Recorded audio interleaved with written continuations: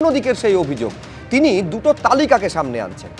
2002-এর যে voter list তার hard copy এবং 2002-এর যে ভোটার লিস্ট যেটা কমিশন ওয়েবসাইটে আপলোড করেছে। কুণাল ঘোষের অভিযোগ যে গুচ্ছ গুচ্ছ নাম কমিশনের ওয়েবসাইটে আপলোড করা ভোটার লিস্টে ভ্যানিশ হয়ে গিয়েছে। পুরোটা অত্যন্ত পরিকল্পনা মাফিক কারচুপি করে করা হচ্ছে বলে অভিযোগ করেছেন তৃণমূলের রাজ্য সাধারণ সম্পাদক। কি অভিযোগ তার দেখুন। এই 2002 শব্দটার মধ্যেও একটা বিরাট কারচুপি ঢুকিয়ে রাখা হয়েছে কিনা তদন্ত দরকার, অবিলম্বে তদন্ত দরকার। কারণ 2002-এর যে ভোটার লিস্ট তার যে হার্ড কপিটা ছিল আর এখন যেটা ইলেকশন কমিশন আপলোড করেছে তাতে বিস্তর ফারাক পাওয়া যাচ্ছে। এবং এই আপলোড করা যে ভোটার লিস্ট তাতেই দেখা যাচ্ছে বহু এলাকা থেকে অভিযোগ আসছে বিপুল সংখ্যক ভোটারের নাম নেই। এবার কেন নেই? এই ভোটাররা কোথায় গেলেন? এতজন তো একসঙ্গে সিরিয়াল নাম্বার ধরে মারা যেতে পারেন না, তাহলে কোথায় গেলেন? আর এসআইআর এর আগে কি করে ভোটার লিস্ট থেকে উড়ে যাচ্ছে? ফলে প্রত্যেকটি বুথে অবিলম্বে নজর রাখুন। যাদের কাছে পুরনো লিস্ট রয়েছে, যাদের কাছে হার্ড কপি রয়েছে, মেলান। এটা কিন্তু একটা বিরাট কেলেঙ্কারি, চুপি চুপি কারচুপি, সাইলেন্ট রিগিং হয়ে চলেছে, ইনভিজিবল, একেবারে সাইলেন্ট ইনভিজিবল রিগিং। এসআইআর এর একটা নতুন তর্জমা তৃণমূল কংগ্রেস সামনে এনেছে, সেইটা এই ক্ষেত্রে হয়েছে বলে কুণাল ঘোষ অভিযোগ করছেন। এইবারে জাতীয় নির্বাচন কমিশন স্পষ্ট জানিয়ে দিয়েছে যে জেলা শাসককে গোটা বিষয়টা খতিয়ে দেখার জন্য নির্দেশ দেওয়া হয়েছে। রুমা পাল আমাদের প্রতিনিধি আরো বিস্তারিত এই নিয়ে বলতে পারবেন। কি নির্দেশ কমিশনের, রুমা? দেখো, বলে রাখি যে এই বিষয়টা কিন্তু মুখ্য নির্বাচন আধিকারিক দপ্তরে গোচরে এসেছে এবং সেক্ষেত্রে জানিয়ে রাখি যে ওয়েবসাইটে কিন্তু কিছুটা সমস্যা চলছে। যখন এবং কমিশন সূত্রে খবর যে ওয়েবসাইটের সার্ভারে কিছু সমস্যা রয়েছে, তাই এই লিস্ট দেখা কিন্তু কিছুটা সমস্যা দেখা দিয়েছে। এবং যেহেতু এসআইআর শুরু হয়ে যাবে অর্থাৎ 4 তারিখ থেকে যেহেতু বিএলওরা যখন বাড়ি বাড়ি যাবে, সে সময় কিন্তু যখন একদম ফিল্ড ওয়ার্ক শুরু হয়ে যাবে, একদম বাড়িতে যখন যাবে, এসআইআর শুরু হলে কিন্তু অনেকটাই সমস্যা দূর হবে। কারণ এই যে সার্ভার সমস্যা দেখা দিয়েছে সেটা কিন্তু অনেকাংশেই ওটা ঠিক হয়ে যাবে, এমনটাই কিন্তু জানাচ্ছে কমিশন। অন্যদিকে আরো একটা বিষয় বলে রাখি যে যেহেতু এসআইআর এই ঘোষণার পর থেকে সার্ভারে অনেক বেশি লোক, অনেক বেশি জন এখানে সার্ভারে প্রবেশ করতে চাইছেন বা ঢুকতে চাইছেন বা জানতে চাইছেন, সেই জন্য কিন্তু এই সার্ভার ডাউন দেখা যাচ্ছে। এবং এই অর্থাৎ কমিশনের তরফে বলা হচ্ছে এসআইআর যখন শুরু হয়ে যাবে এরপরে অর্থাৎ বিএলওরা বাড়ি বাড়ি যেতে শুরু করবেন, তারপরে এই সমস্যা অনেকটা কাটিয়ে ওঠা যাবে। 2002-এর ভোটার তালিকার যে হার্ড কপি সেখানে নাম আছে, কিন্তু কমিশন যে তালিকা আপলোড করেছে সেখান থেকে নাম গায়েব হয়ে গেছে। কোচবিহারে একাধিক জায়গায় এই ছবিটা দেখা গেছে। যেমন খাপাইডাঙ্গা গ্রাম পঞ্চায়েতের 303 নম্বর বুথে 581 জন ভোটারের নাম নেই বলে অভিযোগ সামনে এসেছে। মাথাভাঙা বিধানসভার পচাগড়ে 400-র বেশি ভোটারের নাম না থাকার অভিযোগ। 2002 সালের যে তালিকা সেখানে নাম রয়েছে, কিন্তু কমিশন যে তালিকাটা আপলোড করেছে ওয়েবসাইটে সেখানে তাদের নাম নেই বলে অভিযোগ সামনে এসেছে।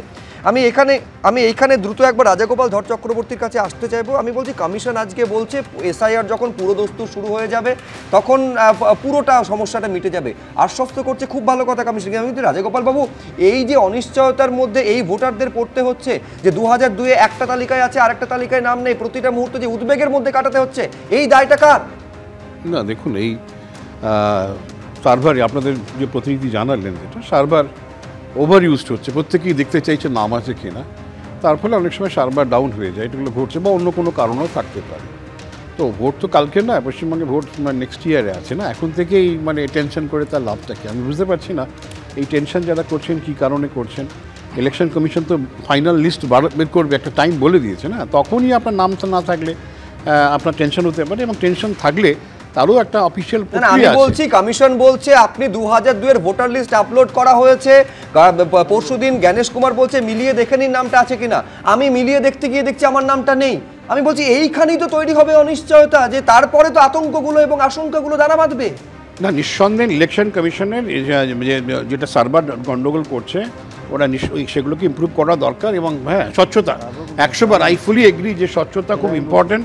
এখন এই সুযোগটা লোকে পাচ্ছে, এবং হ্যাঁ, সুতরাং সেইটাকে কী করে দূর করা যায় সেটাকে ইলেকশন কমিশনকে নিশ্চয়ই দেখা দরকার। এটা ইচ্ছাকৃত বলে কেউ যদি ভেবে থাকেন তাহলে তো ভুল। 500 জনের প্রশ্নটা ইচ্ছাকৃত নয়, আমি কনিনিকাদির কাছে আসবো। আমি বলছি অনেক বেশি প্রস্তুতি নিয়ে তারপর কি গোটা বিষয়টা শুরু করলে এই অনিশ্চয়তার বাতাবরণ কাটানো যেত না কনিনিকাদি? হ্যাঁ, সেইটাই বলা হচ্ছে যে দেখুন, নির্বাচন কমিশনের সুপ্রিম কোর্টে কিন্তু এখনো যে এখতিয়ারভুক্ত বিষয়টা সেখানে এখনো মেটেনি। নির্বাচন কমিশন কিন্তু তবুও তার কাজ চালিয়ে যাচ্ছে এসআইআর সংক্রান্ত।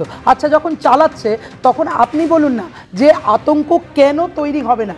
একজন সাধারণ মানুষ কুচবিহারের ওই খাপাইডাঙ্গা গ্রাম পঞ্চায়েত বলছেন কি পচাগড় গ্রাম পঞ্চায়েত বলছেন, গ্রাম পঞ্চায়েতের গ্রামের একজন মানুষের আমি একটা তথ্য দিই, এই খাপাইডাঙ্গার যে 303 নম্বর বুথ, টোটাল ভোটার হচ্ছে 722 জন, নাম নেই 582 জনের, অর্ধেকের ওপর নাম জাস্ট ভ্যানিশ হয়ে গেছে। আমি বলছি এইখানে তো আতঙ্কগুলো বা আশঙ্কাগুলো তৈরি হবে। 70%-এরও বেশি নাম নেই, তাহলে তা যদি হয়, এবং কোচবিহার মানে একটা বর্ডার সংক্রান্ত ডিস্ট্রিক্ট, তাহলে তা যদি হয় তাহলে মানুষের কি এটাতে ভয় লাগাটা কোনো অস্বাভাবিক বিষয়? আর এটা কি নির্বাচন কমিশন তাহলে দিয়ে দিচ্ছে এরকম ধরনের ভোটার লিস্ট আপলোড করলো কেন, কি কারণে? তাহলে তারা দেখবে না যে এটা কি ভুল থাকছে না ঠিক থাকছে না কি হচ্ছে? কারা দেখবে না? এবং কি করছে? কাগজ দিয়ে প্রমাণ করে তার দায়িত্ব কার উপরে চাপিয়ে দিচ্ছে? ভোটারের উপরে। কোন ভোটারটার উপর? যে পঞ্চায়েতের গ্রামের প্রান্তিক মানুষটা, তার উপরে। কি একজন গরিব মানুষ, তার উপরে। What is this? এটা কি নির্বাচন কমিশনের আমি বলছি এটা কমিশনের একটা সামান্য একটা সিলি মিস্টেক কেউ বলতেই পারে, কিন্তু তার ইমপ্যাক্টটা সেই ইন্ডিভিজুয়ালের উপরে মারাত্মক। দ্রুত শঙ্কু, এইগুলোর জন্যই উদ্দেশ্য প্রণোদিত বলে মনে হচ্ছে, এইগুলোর জন্যই আতঙ্ক সৃষ্টি আমার কাছ থেকে হচ্ছে। আমার এই ব্যাপারে বক্তব্য হচ্ছে যে দেখুন, সব জায়গায় এসআইআর চালু হয়েছে, কোথাও ঝামেলা নেই।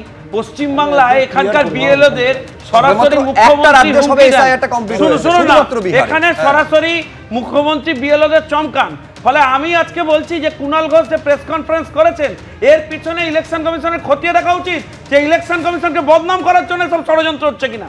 হতে পারে যে অফিসাররা ইনভলভ আছেন সেগুলো খতিয়ে দেখা দরকার, যে শুধুমাত্র গাফিলতি নয়, এর পেছনে ষড়যন্ত্র রাখতে পারে।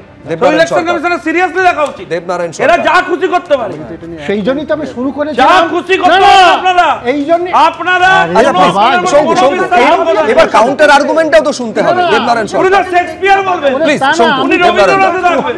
কেন দেখছে না তাও বুঝতে না, এই জন্যই তো শুরু তো ভুলে ভরা না না এই বিষয় বলুন না, বলতে দাও। ভুলে ভরা সব কথা ইন্টারাপ্ট কেন করছো?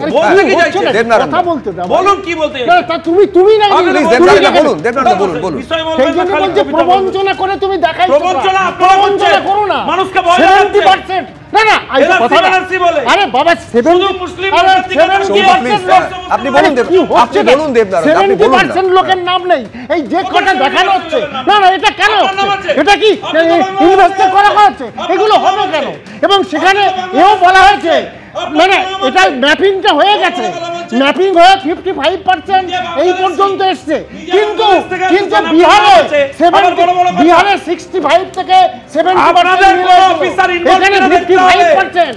এইখানে তো সন্দেহ, এইখানে তো প্রবঞ্চনা। আরে বাবা এইখানে তো প্রবঞ্চনা। আমি দুজনকে থামালাম, সলিল ভট্টাচার্য, শঙ্কুদেব পণ্ডা, দেবনারায়ণ সরকার দুজনকে থামতে বলছে। সলিল ভট্টাচার্য প্লিজ, শঙ্কু প্লিজ, শঙ্কু প্লিজ প্লিজ এবার থামুন। দেবনারায়ণ দা প্লিজ দুজনে থামুন। খুব ইম্পর্টেন্টলি কিন্তু এই যে নামগুলো মিসিং বলছে সেগুলো বলছে হার্ড কপিতে নেই। না না না না না, হার্ড কপিতে আছে। হার্ড কপিতে কমিশন যেটা আপলোড করেছে সেইটাতে নেই। কমিশন যেটা আছে সেটাতে নেই, মানে কমিশন যেটা আপলোড করেছে। আমার মনে হয় এটা উইলফুল একটা missing. Wilful not on the part of ECI, যারা এটাকে নিয়ে প্রপাগান্ডা করার চেষ্টা।